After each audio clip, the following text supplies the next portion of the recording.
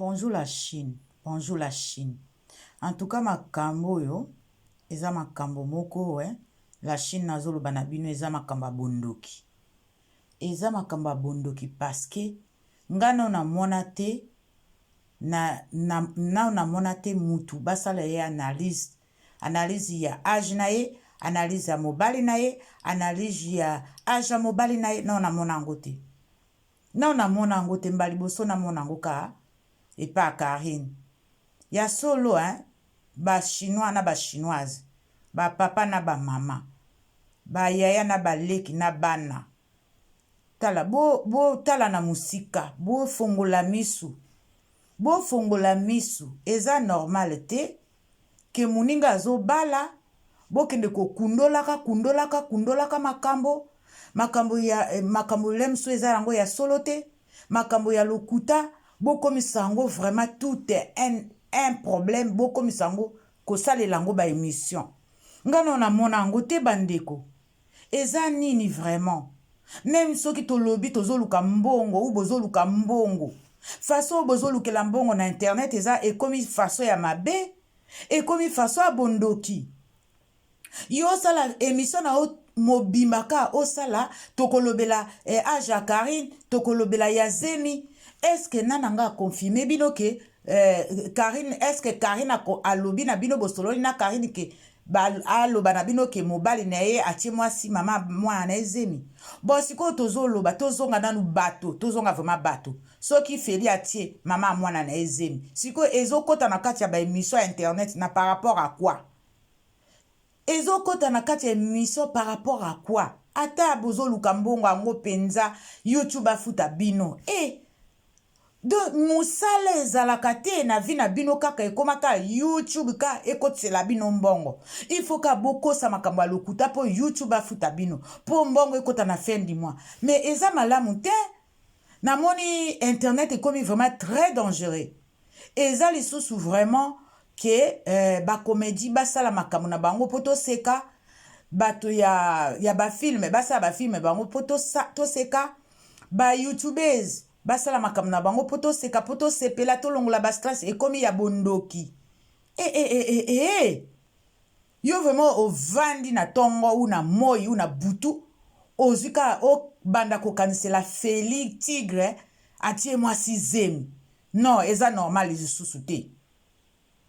Eza normal lisusu te. Yango wana bino bokozwa bato bozozwa bato mabe. Okomi siko osali émission yo moko créer base na yo, o créer likambo na yo, après siko okomi kosala susu analyse mususu ya malamu. Non, botika biloka boye. Botika pe na botika na pe kombo a Karine bolobela yango pe na ndenga malamu.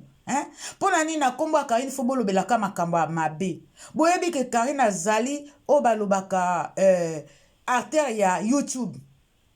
Artère à YouTube, il faut bolobela epe makambo ya bosali penza ba analyse bien, bozolobela mwana yo ndenge penza abanda musala na ye a continuaka toujours kosala musala na ye tala ndenge basala ye ba lobela ye n'importe quoi ba finga ba para na ye ba sambwisa ye ba benga ye ndumba ba benga ye ndoki bolobeli ata bolamu na ye bolobeli ata bokotela ata mutu nyonso.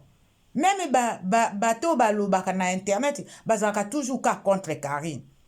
Mais mukoni bino penza bokozala vraiment bozongisi ba esprit na bino ya bomoto penza bolobi te totika na makambo wana esalaka to salaka ezaka makambo ya lokuta. Kaka na kombo a Karine. Non. Bino pe bozokanisa ndenge bozotambusa kombo a Félibwe.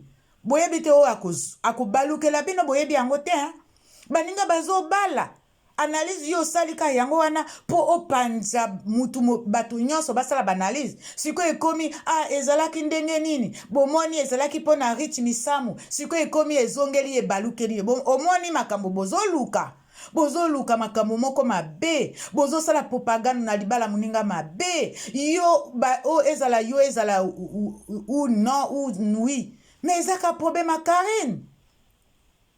Ezaka mais bozwa pe nanu banalisme sou pe to tia kango penza na logique ke so na salile mso ko melanga ba problème même si o lobby kozana ba contact na ba chinois okanisi bachinois mpe bazosepela makambo ozosala eza malamu te ndeko ya mobali olobi likambo oboti likambo apo obalusi lisusu likambo mais non bino bokanisa bato batalaka na internet balandaka baemission bazala bazoba te bazala bazoba te bayebi bao baosala makambo ya lokuta na makambo ya solo bazoba te mpe baza bana mike te ya solo bana mike balandaka batalaka ba YouTube batalaka balandaka makambo tosalaka mais baza nanu na compréhension ya biso ya baafricain na compréhension ya bana mindele eza ndenge moko te biso mentalité mabe mentalité vraiment makasi ya mabe penza olalika na tongo lamuki una pokwa eyindi boye obandika kosala analyse